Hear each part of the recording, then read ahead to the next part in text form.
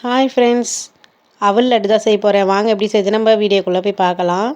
நான் 50 கிராம் வேர்க்கடலை, 100 கிராம் பொட்டுக்கடலை எடுத்துருக்கேன். இது வறுத்துக்கலாம். அது கூடயும் அவலும் போட்டு நல்லா வறுத்து எடுத்துக்கலாம். அது தனியாக ஒரு பவுலில் போட்டு ஆற வச்சுக்கலாம். நான் நாட்டு சர்க்கரை 200 கிராம் எடுத்திருக்கேன். அது நல்லா போட்டு தண்ணி ஊற்றி நல்லா கொதிக்க வச்சுக்கலாம்.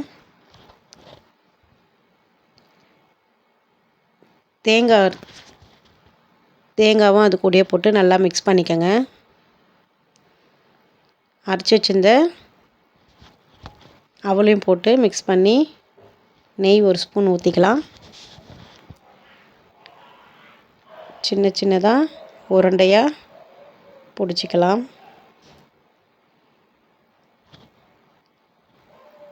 அவல் லட்டு ரெடி.